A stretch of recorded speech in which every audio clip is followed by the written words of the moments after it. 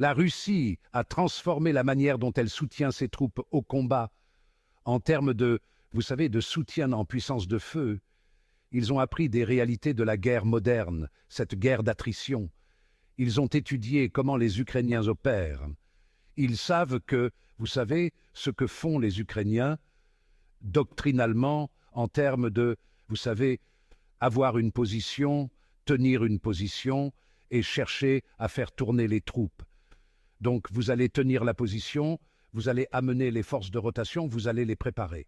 Ils vont avancer, faire sortir les autres troupes qui vont ensuite revenir. Donc les Russes ont vu cela. Ils voient des schémas de comportement.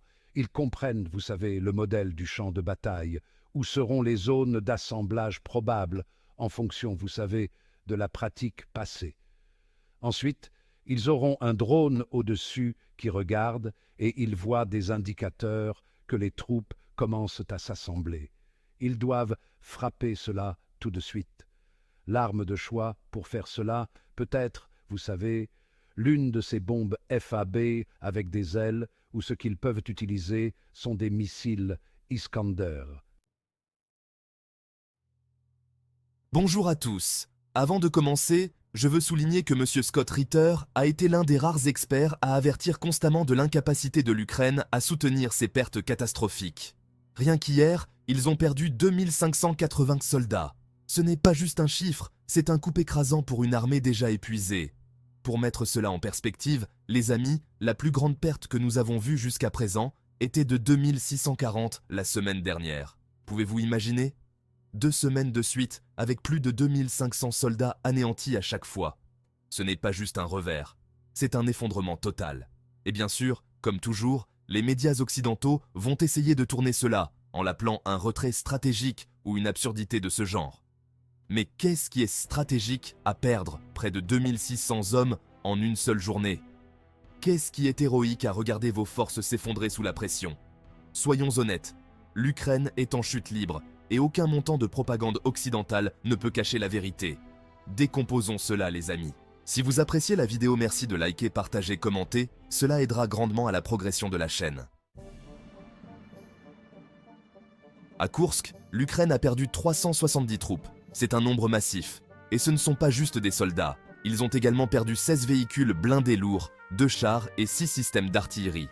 Pensez à ce que cela signifie. C'est une unité blindée entière pratiquement anéantie en une journée.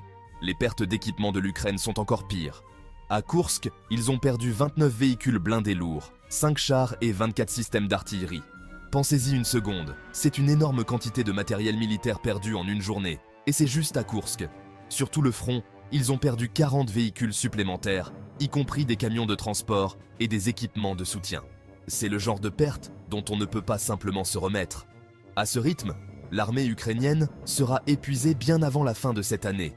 Ils brûlent leurs hommes et leur équipement plus vite que l'Occident ne peut les réapprovisionner. Et ce n'est qu'une question de temps avant que même leur soutien de l'OTAN commence à voir l'écriture sur le mur. Mais pendant que l'Ukraine continue de subir perte après perte, la Russie a fait des mouvements stratégiques qui remodèlent le champ de bataille. Parlons des frappes de précision qui démantèlent l'infrastructure militaire de l'Ukraine, une cible à la fois. Alors que l'Ukraine trébuche d'un échec à l'autre, la Russie a exécuté certaines des frappes les plus précises et dévastatrices que nous ayons vues jusqu'à présent dans ce conflit. Entre le 14 et le 20, la Russie a lancé 27 frappes de précision utilisant des drones et des missiles, ciblant des infrastructures critiques à travers l'Ukraine. Les résultats ont été dévastateurs pour la capacité de l'Ukraine à continuer à se battre. Ensuite, il y a Kharkiv, où l'Ukraine a perdu 310 soldats. Pendant des semaines, ils ont tenu avec des pertes mineures. Mais maintenant, la réponse de la Russie a été rapide et écrasante. Et nous ne faisons que commencer. À Kupiansk, les pertes sont également dévastatrices. 425 soldats disparus. Mais le véritable choc vient de Bakhmout, où l'Ukraine a vu 810 soldats anéantis en une seule journée. Mettons cela en perspective. C'est le genre de perte que nous avions l'habitude de voir sur l'ensemble du front ukrainien en une semaine. Et maintenant, cela se produit dans une seule région. Et pourtant, l'Occident continue de les encourager comme si c'était une sorte de victoire. La vérité, les amis, c'est que Bakhmout est devenu un cimetière pour les forces ukrainiennes. Les médias occidentaux pourraient l'appeler un symbole de résistance, mais ce n'est rien de plus qu'un symbole d'échec total. Et cela ne s'arrête pas là. À Pokrovskaya, encore 490 soldats disparus, portant le total pour cette région à un chiffre vertigineux de 1300 soldats perdus. Imaginez perdre autant de soldats en une journée dans une seule zone, et essayez encore de prétendre que vous gagnez. C'est délirant. Lorsque nous additionnons toutes les pertes sur tous les fronts, l'Ukraine a perdu 2580 soldats hier. Ils ne sont qu'à 20 hommes de franchir la barre des 2600. Et nous pourrions voir ce record battu à nouveau bientôt. Ce n'est pas seulement une question de soldats, cependant. L'Ukraine a perdu 29 véhicules blindés lourds, 5 chars, 24 systèmes d'artillerie, et même 40 autres véhicules militaires, comme des camions et des véhicules de transport.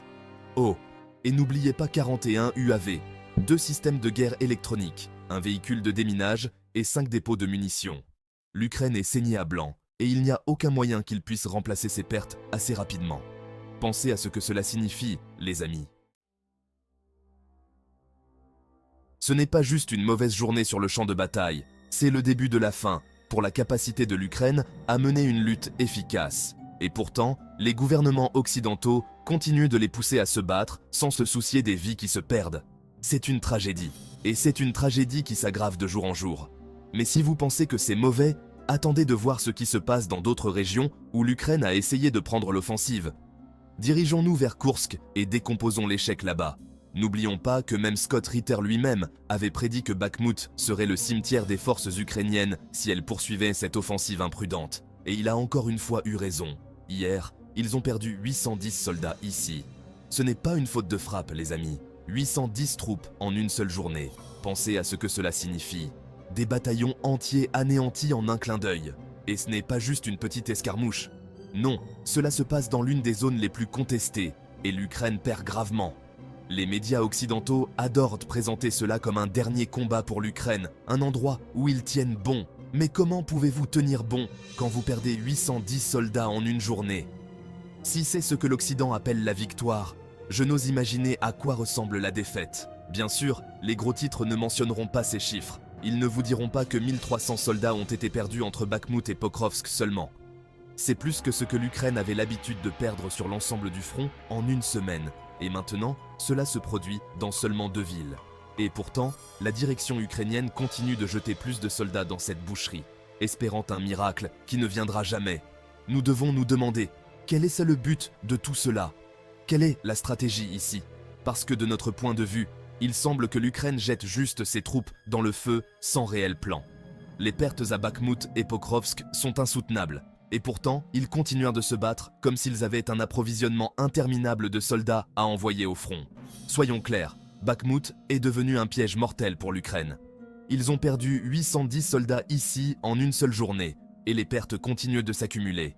Pendant ce temps, la Russie avance, prend du terrain et contrôle des zones clés. Ce n'est plus juste une bataille, c'est une déroute.